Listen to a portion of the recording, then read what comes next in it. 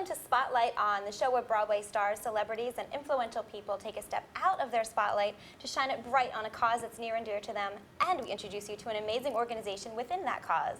I am here today to shine the spotlight on arts education and creativity with Christopher Stetson Boal, screenwriter and playwright. A lot of creativity. You spend a lot of time behind the spotlight. Take us a little bit about how did that start?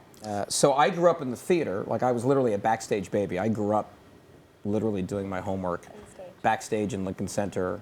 I came to playwriting like thirdly. Like, I started out as an actor. And I always wrote because I was good at it, kind of. I mean, I say I was good at it. It was the only thing that I got good grades in, you know. The math was horrific and everything else. In the gym, we won't even talk about. That was terrible. I was that guy that couldn't do the push-up, you know.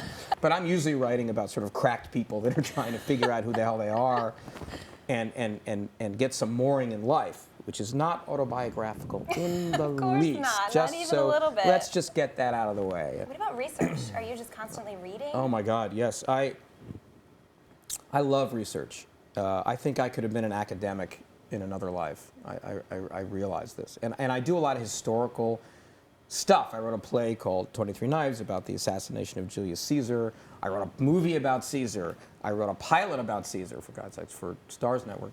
And so I spent hours and hours and hours. I can literally disappear into books. And I like that part of it. It's fun. So screenwriting versus playwriting. Yes. Two totally different things, correct? And you do both? I do both. The rules are different and what you need to do is different. And certainly for the types of screenplays that I've been writing, which tend towards the kind of action-oriented, big sort of thing. I just did a script of Zorro for Sony Pictures, you know. So it's kind of like big action movie things. It's a lot of action. It's a lot of action, and the difference is, among other things, you know, you got a very short amount of time to get stuff done in a movie. You got to be in a scene, out of a scene in 2-3 pages. Whereas a play can unfold. We're talking about accessibility of theater and the arts to massive audience. Yes. And you have chosen to shine your spotlight on the Oberon Theater Ensemble. Yes. And we're very excited to have Brad Fryman, the artistic director of Oberon Theater Ensemble. So tell us a little bit about Oberon Theater Ensemble, how you started, and what your mission is. Oberon's a nonprofit theater company that has been around for just about 18 years.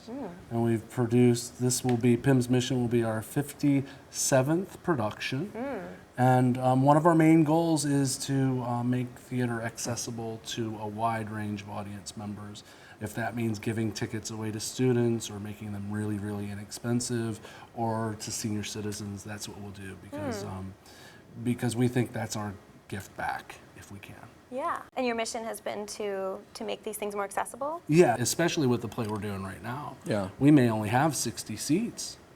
And I'm fine in the top ticket price. Top ticket price is $25. Yeah, that's so kids will be able to go for $12.50, or and I'm sure we'll make some available. But they're going to see a show that never existed before, except for on paper, and we're going to get a chance to tell a story that Chris hasn't been able to give to an audience yet. It's a good news, bad news, because I think the reason that movie stars come back to do theater is because many of them started in the theater and they understand the difference. They know they're not going to get that experience anywhere else. Well, look, Alex is a great example, right? Just won the Oscar for Birdman. His first love will always, I'm pretty sure, be coming back and doing the theater, right? Because he understands what that's like. You know, everyone wants to get into TV and movies, and it's all great, and trust me, it's great to do all that, but there's nothing like coming back and doing a show and being in that mix. And anything that helps communicate that and open it up to people, like Oberon's doing and 59 is doing, and hopefully what we'll be doing with Pim's Mission, is valuable, and that's why I'm here. Theater is that place where you can come together and have a mutual, live, living, breathing, connected experience, and that only happens in the state of cooperation. So tell people how they can go to Oberon Theater Ensemble. Well, this starting July 30th, we'll be at 59 East 59th Theaters, and doing a play called Pim's Mission by Christopher Stetson Boal. And why don't you tell us a little bit about it? Thriller that you don't know what's happening, and there's some twists and turns, but we've got a terrific cast. Mac Bryden, Ryan Tremont, both of which were in the last play we did together, Order. A great director, Terrence O'Brien, who was up at the Hudson Valley Theater Shakespeare Festival for 20 years. And the venue, it couldn't be a better place to work. It couldn't be a better place to go.